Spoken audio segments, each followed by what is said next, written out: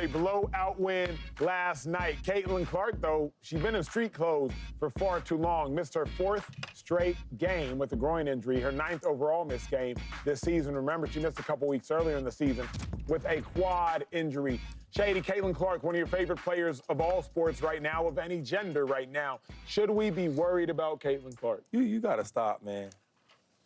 The girl's getting hurt. Okay, that's part of sports. You've been hurt your whole life. You've been hurt. Well, you've been hurt. Well, he's been hurt his whole life. Sorry. You've been hurt a lot, but he's been hurt his whole life. This is part of the game, part of being a professional. Before this point, I mean, before she got to the WNBA, what, like 281 games? Yeah. And she only missed one game? It's her second season. There's a time where players get hurt. That's just how it works. That's one thing that's guaranteed in this game, is that you're going to pay taxes. Some people going to pay child support. And guess what? You ready for this one? You're going to get hurt. Yeah. Because that's a professional sports. I'm not worried about this. I think she'll be back, and when she comes back, she'll be ready to play. I think her team is holding her down right now. That's a good thing. I think the blessing about her getting injured is, what does the team look like without Caitlin Clark? And they're holding it down, so when the star gets back, when the Messiah gets back, they're going to roll again. I'm not worried about her getting hurt. To Shady's point, everybody gets hurt. But we got to have the context. The reason the context matters is because we always talk about Caitlin gets hit more than any other player. She does. Caitlin gets picked up full court more than any other player. Caitlin has to exert more energy on the offensive end than any other player. And on her team, she has to exert more energy on the defensive end because the opposing team attacks her. I'm not worried about her getting hurt if they were just freak injuries, if they were just non-contact injuries, if they're things of the sort. But because we already have a concern about Caitlin Clark's usage, because we already have a concern about how teams attack Caitlin Clark, and because we already have a concern about how teams pick up Caitlin Clark, then I'm like, are her injuries like someone else's injuries? Because not all injuries are created the same. That's what I know, and Will, you know that firsthand. I don't know if Caitlin Clark's injuries are created the same as another individual's injury. So the reason I care 2-5 is because of context, not because other players don't get hurt. Asia Wilson missed several games with a concussion. Yeah, she did. She got hurt too. I'm not worried about her injuries though, because she doesn't have a propensity just based upon her size to be injury prone. That's why I guess I'm a little more concerned, but Will, where do you stand? Yeah, listen, there should be concern, but for different reasons. Not because I believe that Caitlin Clark is injury prone, but I think it's unsustainable for her to deal with this physicality and this usage for the next 20 years of her career. You know, for however long she plays. And she will have to grow and evolve. And I talked about that she will need to improve her conditioning, her strength, her overall fitness. I mean, like, that will probably be her absolute main priority in the offseason. This coming off season. Obviously not this season, but this off season. And it's the exact same thing that happened with Steph Curry. I mean, Steph Curry worked hard to improve his conditioning and his strength and muscle, and it's become, his conditioning has now become legendary, legitimately legendary, and it was crucial for the longevity of his career. He kept having a lot of injuries, ankle injuries. I mean, like, he actually got an incredibly cheap deal. It was like $80 million, or, I mean, whatever it was like, because they weren't sure, like, what's going on with you, man? Are you going to be able to play in the NBA for years to come? And now the dudes can be signing like $500 million contracts like it's nothing.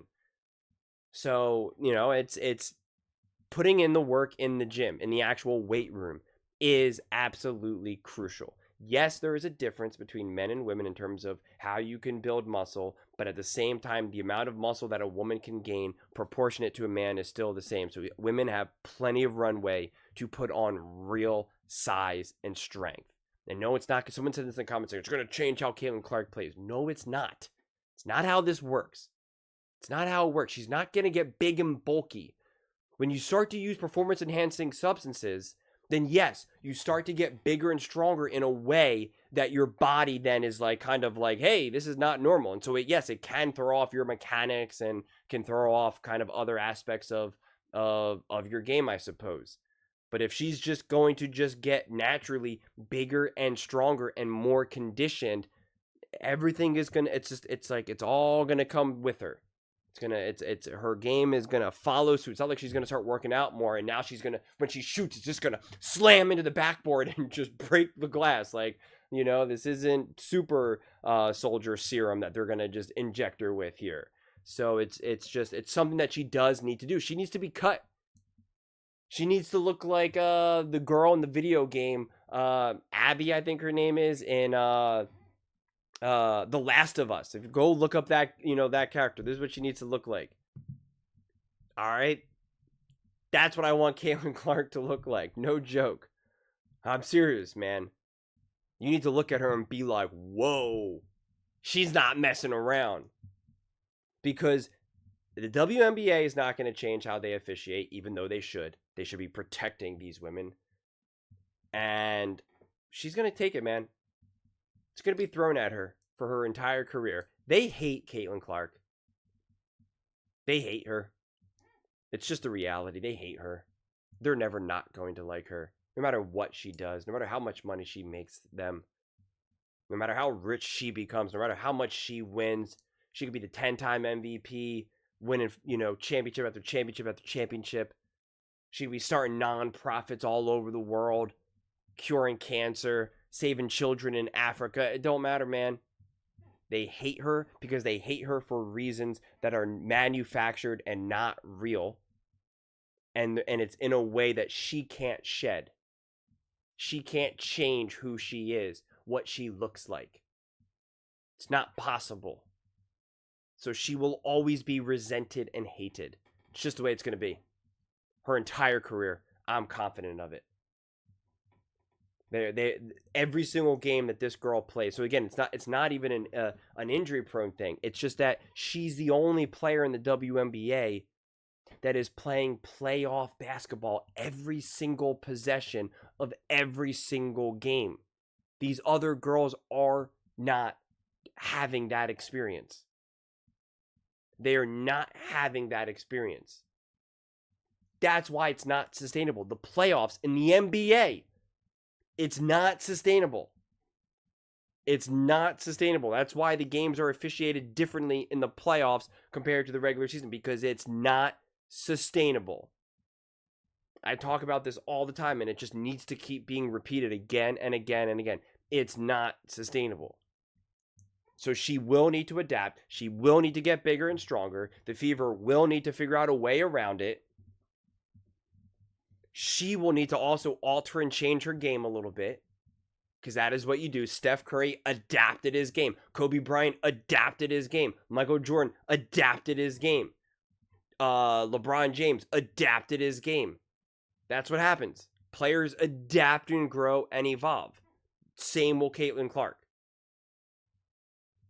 And hopefully the WNBA wakes up and says, we got to control this physicality. She is getting beat up nonstop. And I don't want to hear the people crying, oh, you're just trying to change rules. You can't change the rules for her. That's not what anyone's saying. We're asking the WNBA to use their brains, like the NBA has done for decades.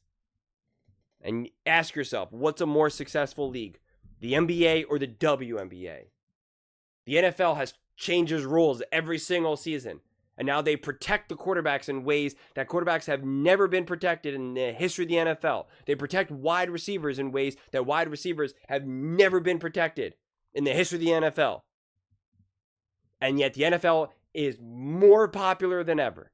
The game is safer more than ever. And we get to see our favorite players play more games than ever. So you tell me, what is the smart decision to do?